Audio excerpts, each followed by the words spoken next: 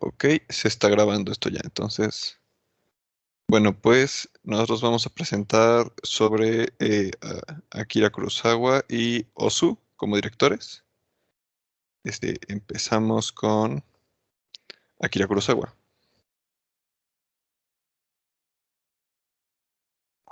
Akira Kurosawa fue uno de los más célebres directores del cine de Japón. Sugata Sanshiro fue su ópera prima y su filmografía consta de 30 películas rodadas a lo largo de 5 décadas que incluyen influyentes títulos como Rashomon, Shinchinin no Samurai, Dersu Uzala o Ran. Hasta 1921, Kurosawa realizó sus primeros estudios mostrando un especial interés por el mundo de la pintura y desde muy pequeño se movió en un ambiente cultural, ya que tanto su padre como su hermano mayor le llevaban al cine, le leían novelas y le hacían interesarse por la cultura.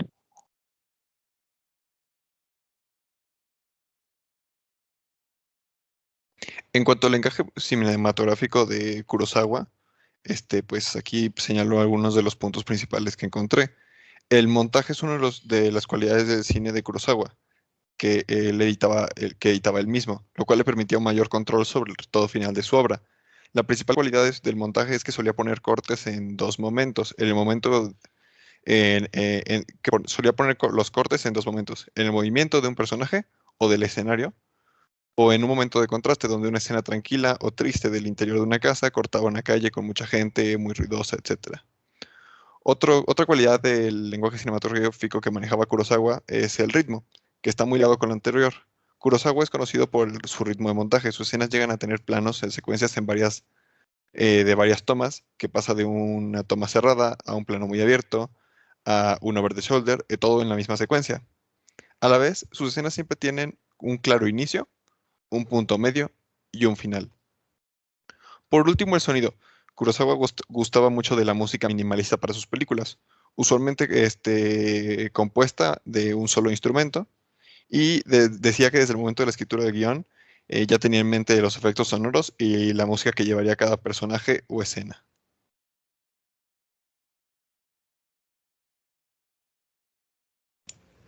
Por parte del espacio cinematográfico, Kurosawa nos enseña tres grandes directrices. Primero, al revelar quiénes son los personajes. Nos adelantamos sin siquiera saberlo. Nuestros gestos, nuestro caminar, nuestro patrón de habla y una serie de otros movimientos subconscientes le dicen a las personas quiénes somos, qué queremos y cómo nos sentimos. Y esto es exactamente lo que hacía Kurosawa para aprovechar y utilizar el bloqueo. De esta manera se podría decir a la audiencia mucho sobre el personaje al hacer que se mueva de un lado a otro en la pantalla, realice una determinada acción o simplemente permanezca quieto. El bloqueo le da a los personajes la oportunidad de comunicar sus emociones y pensamientos internos a través de sus movimientos externos, o como dice el video, es expresar sus sentimientos. Por supuesto, un bloqueo tiene que estar motivado, a menos que por supuesto esté haciendo un musical.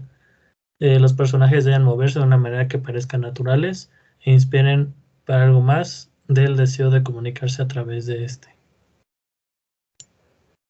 Siguiente, por favor. Otra lección o otra directriz que nos enseña es crear cuadros que le abren a su audiencia. Otra función útil de este bloqueo es crear imágenes evocadoras que digan algo sobre la historia, la escena o el momento en su conjunto. En una escala más pequeña, la ubicación de un personaje en la pantalla puede decir algo único sobre ellos de forma individual, pero agrega algunos otros elementos. Y muy pronto tienes varias partes de la imagen que suenan para hablar mucho sobre algo más grande que ellos mismos. En otras palabras, un buen bloqueo puede permitirle crear cuadros o representaciones visuales que se pueden leer casi como una pieza de literatura, informando a su audiencia sobre una mirada de aspectos diferentes de los personajes, temas, incluso la historia completa. Otro, por favor.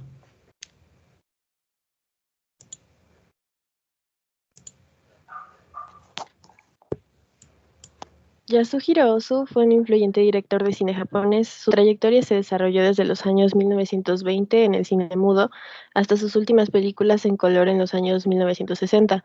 En sus primeros trabajos abordó géneros cinematográficos convencionales como la comedia, pero sus obras más conocidas tratan de asuntos familiares y presentan conflictos generacionales y culturales característicos de Japón de posguerra.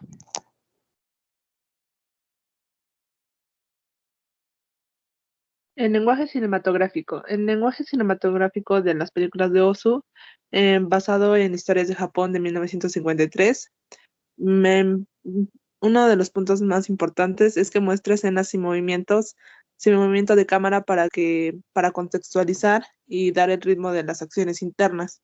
Esto va muy relacionado a los diálogos y al ritmo de los personajes. Y estas cosas pueden ser consideradas como diarias, pero sirven mucho para ubicar al espectador y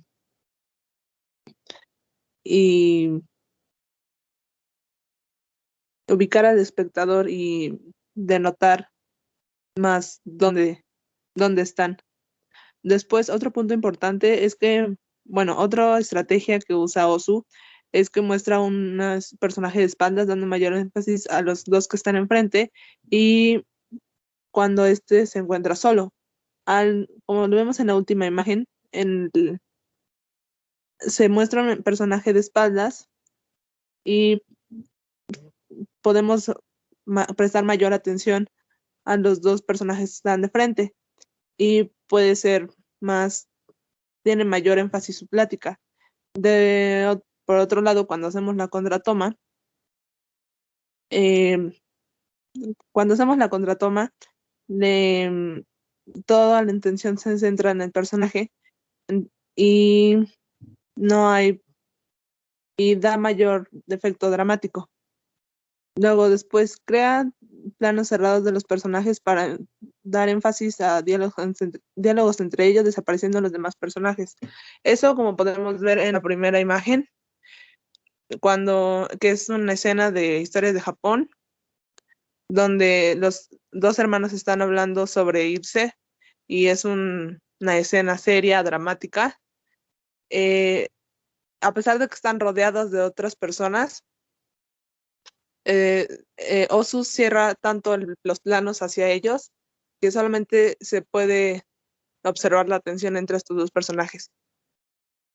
Otra estrategia usada a lo largo de la película es cuando es una plática cercana e íntima, se pone la cámara en altura de piso y los personajes están en cuclillas. Así hace que la plática tenga más intimidad y el espectador se pueda sentir más cercano a ellos.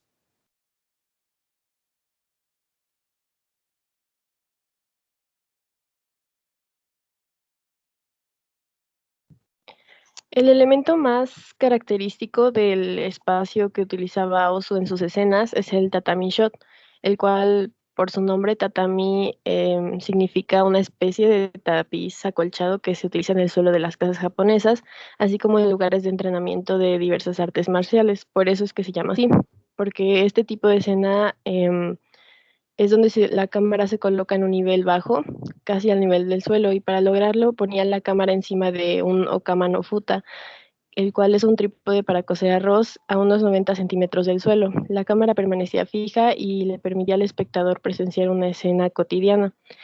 Este es un punto de vista en reposo y la toma desde el tatami es fundamentalmente un plano corto y siempre en interiores, oficina o casa. Podría decirse que en cada una de las películas de Ozu, el mundo entero existe a través de una familia. Muy bien, asimismo, este director, Yasuhiro Ozu, fue alguien muy concentrado y perfeccionista.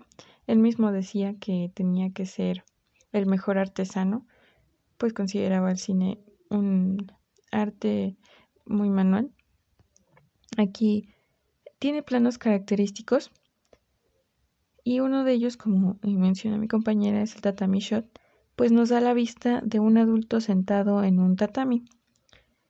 También él utilizaba mucho las cámaras estáticas y las composiciones muy meticulosas y detalladas. Por ejemplo, decidía el número de líneas exactas, horizontales y verticales en sus tomas. Él compone oponiendo y cruzando estas líneas, tanto verticales como horizontales. Por ejemplo, aquí vemos algunos ejemplos en donde era tan exacto que diseñaba incluso desde lo que vemos más cerca en pantalla a lo que está a mayor profundidad de campo. Él era un experto creando profundidades de campo. Asimismo, bueno, era una persona que conseguía efectos de esta composición muy arquitectónicos. De hecho, él intentaba que al crear este efecto se viera, por ejemplo, que está en un pasillo y aquí tenía que poner detalles desde la parte más cercana a la lente hasta la parte más lejana. Por eso es que todo se ve realmente como un pasillo, porque tiene efectos de color, de ventanas, de decoración, en el piso incluso. Muy bien. También pues otras de las cosas que repetía mucho en sus películas, o que más que nada utilizaba como sus recursos favoritos, eran el tener vistas muy personales. Al estar en esa toma de tatami shot, bueno, era como si tú fueras parte de la familia, bueno, en este caso todas sus historias eran familiares, como hemos visto, entonces eras parte de la familia o un espectador que estaba presente. Es una forma de crear ese efecto de cercanía, pues, en el cine que este autor utilizaba. Igual era reconocido porque era un creador de efectos especiales. Él le encantaba utilizar la tridimensionalidad y lo creaba en sus tomas. Por ejemplo, aquí en medio vemos como está creando varias dimensiones en el mismo plano.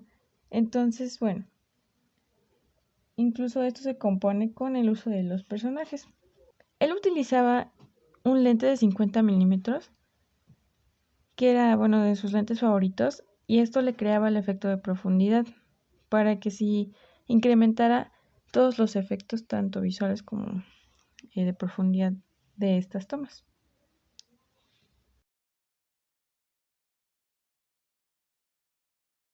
Bueno, eso sería todo, profe.